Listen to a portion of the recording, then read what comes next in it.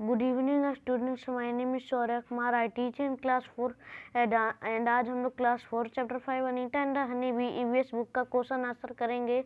और मैंने चैप्टर 1 से 5 तक का एक्सप्लेनेशन और क्वेश्चन आंसर का वीडियो दोनों डाल चुका है और अभी क्वेश्चन आंसर का वीडियो डाल रहा हूँ। और आप इस वीडियो को लाइक कीजिएगा और शेयर कर दीजिएगा क्लास 4 वाले ट्यूटोरियल्स को। और चलिए इसका क्वेश्चन आंसर करते हैं। तो इसमें अनीता कुशवाहा का क्या किए थे हम लोग, कहानी पढ़े थे। तो आज हम लोग उसी का क्वेश्चन आंसर करेंगे, एक्सप्लेनेशन करवा दिया हूँ। तो चलिए पहले क्वेश्चन पे चलते हैं। तो हमारा पहला क्वेश्चन ये था, find out how much money do you spend in 1 year for various school related thing.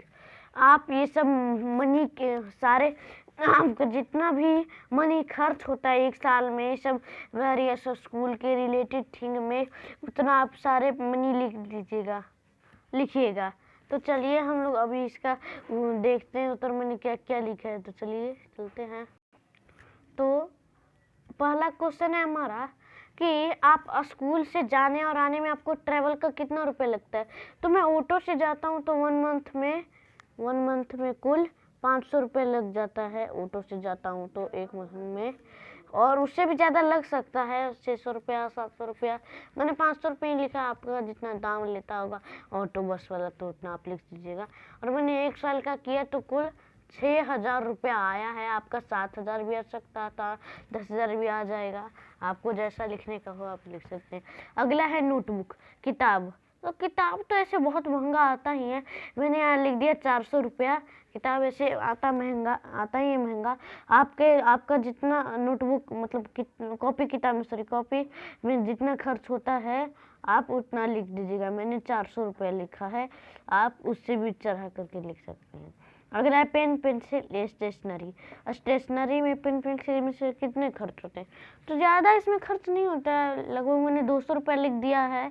और भी इतना ही चीज़ ठीक रहता है, बॉक्स है, पेंसिल है, पेन है, शार्पनर है, इरेजर है, ये सब मिला के 200 से 250 रुपया हो जाता है। अगला यूनिफॉर्म, तो यूनिफॉर्म में तो खर्च होता ही है, तो मैंने 3500 रुपया लिख दिया यूनिफॉर्म का।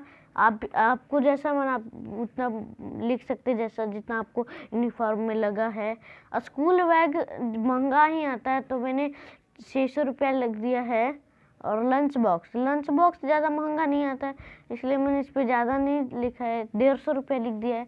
आपको अगर ज़्यादा लिखना है तो लिख दीजिएगा जितना का आपका लंच बॉक्स है। मेरा तो 150 रुपये का। जूता 2 टाइप के रहते हैं ना, एक स्कूल की तरह आपका रहता है और एक पीटी रहता है। तो मेरा दोनों 500 रुपये का, तो कुल 1000 रुपये जूतों में ही खर्च हो जाता है।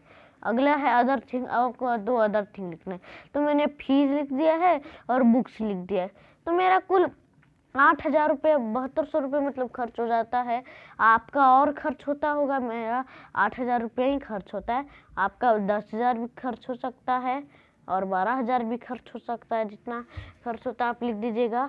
और किताब में मैनुअली लगता ही है, मेरा इस साल 400 रुपये का किताब टोटल आया सब मिला करके, प्लस मुझे कंप्यूटर को बुक लेना पड़ा जिसमें भी मुझे कुल 175 रुपया लग गया, इसलिए मुझे 575 रुपया लगा, लगभग 600 रुपया आपका लगा होगा और भी ज़्यादा।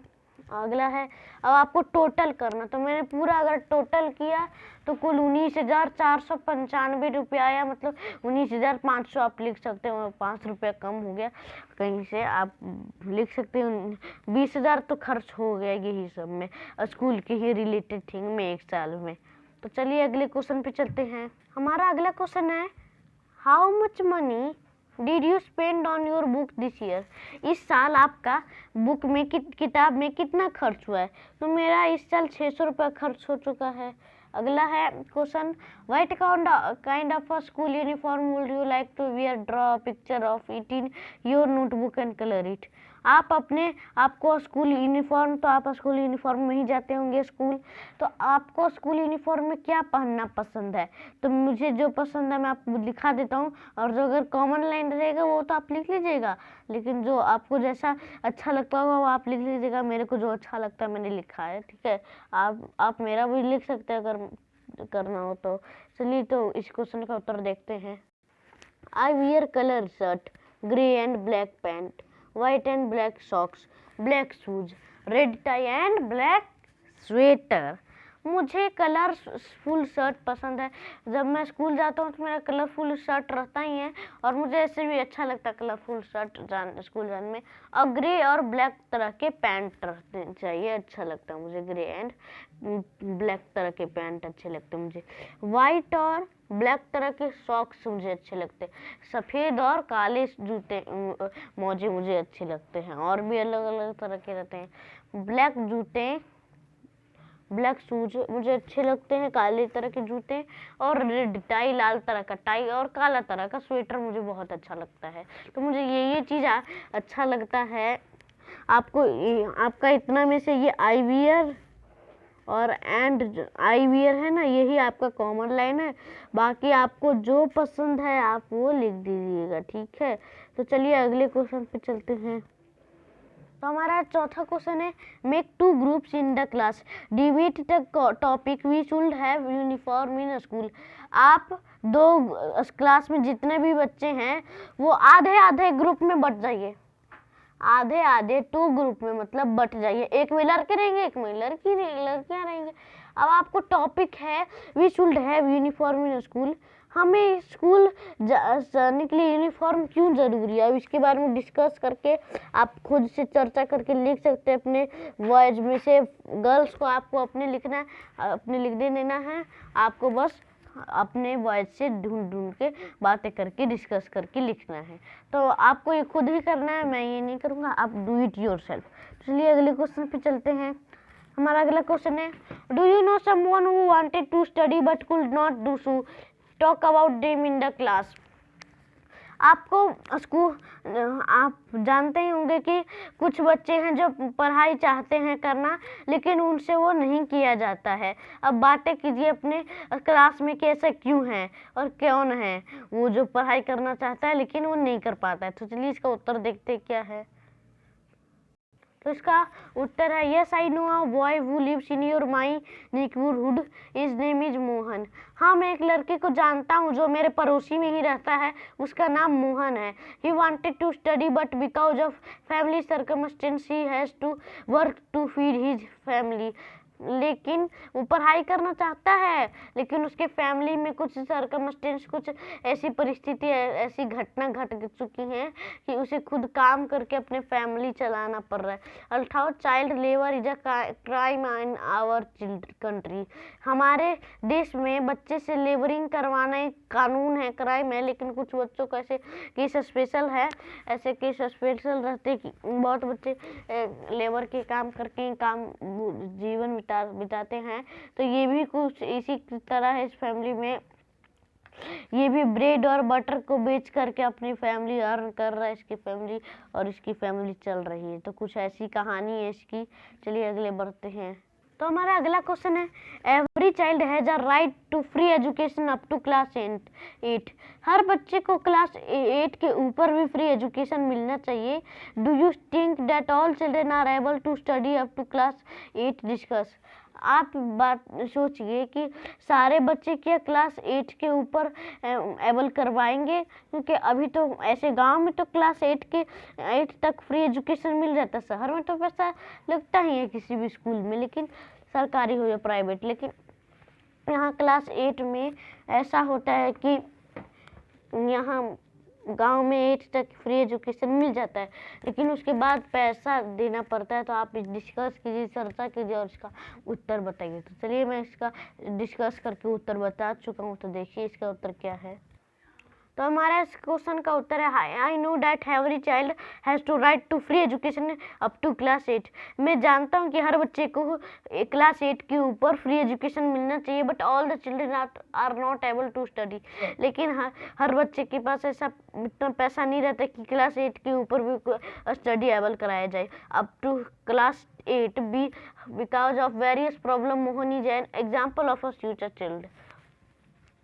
क्लास 8 के बाद कुछ मतलब वेरियस प्रॉब्लम तो पहले से भी रहती है, लेकिन क्लास 8 तक फ्री एजुकेशन के कारण जाते हैं बच्चे, लेकिन उसके बाद फिर वो नहीं जाते क्योंकि वेरियस प्रॉब्लम रहता है, कुछ परिस्थितियाँ ऐसी रहती है कि वो नहीं जाते। मोहन इन बच्चों में एग्जाम्पल एक है, मोहन भी एक एग्जाम्पल है इन बच्चों में से। तो चलिए अगले क्वेश्चन पे चलते हैं।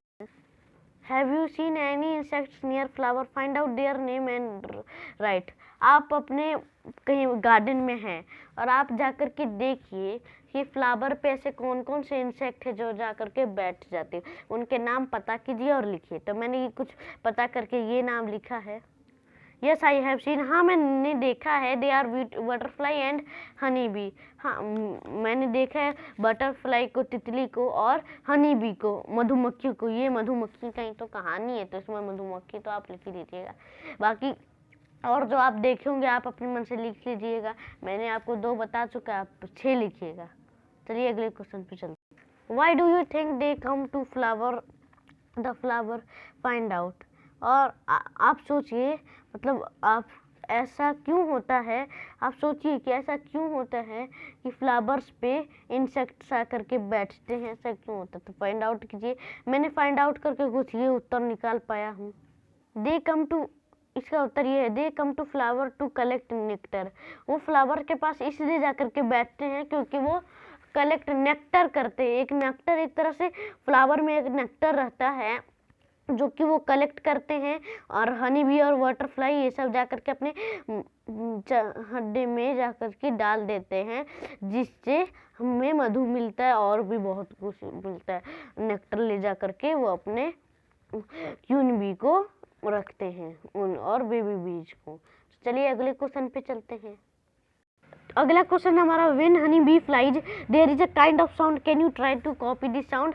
आपने हनी बी को तो उड़ते देखा होगा, वो किस प्रकार के साउंड को निकालती है? क्या आप उस साउंड को ट्राई कर सकते कॉपी करने का? तो मैंने कॉपी किया तो कुछ ऐसा निकलता है ध्वनि। They produce a buzzing sound. वो एक बजिंग सा साउंड निकालती है, प्रोड्यूस करती है। बजिंग मतलब रिंग जिंग जिंग करती रहती है, तो वो बजिंग साउंड उसका प्रोड्यूस वो करती है। चलिए अगले क्वेश्चन पे चलते हैं। तो हमारा अगला क्वेश्चन है, what do people in your area put on part of body where the bee has stung?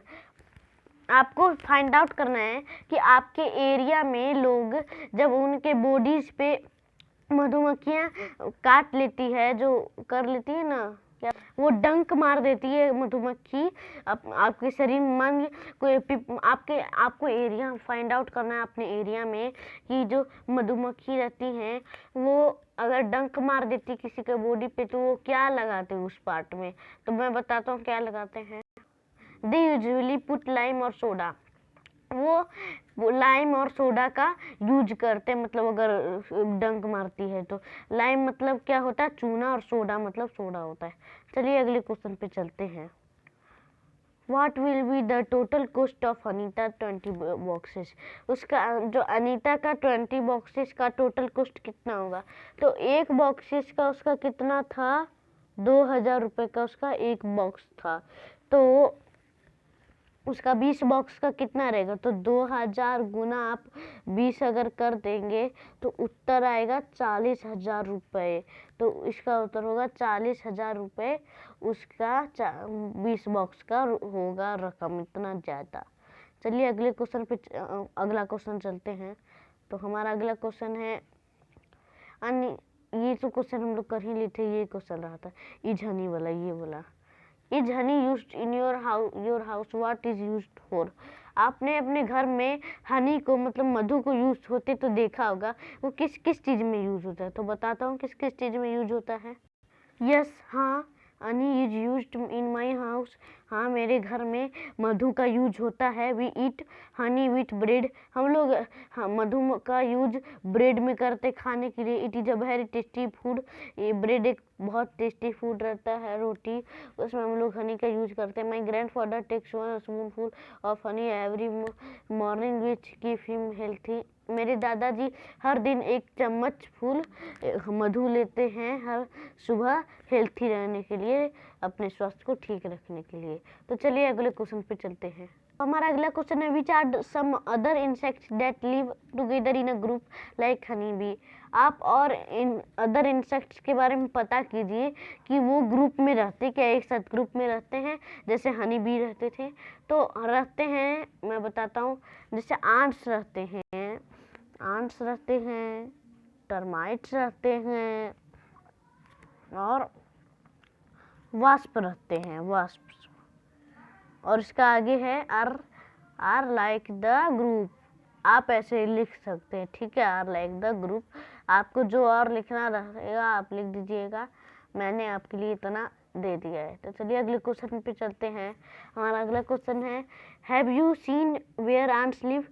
आप चींटियों को देखें कि वो कहाँ रहते हैं। तो मैं बताता हूँ कहाँ रहते हैं। Ants live in ant hills made of earth.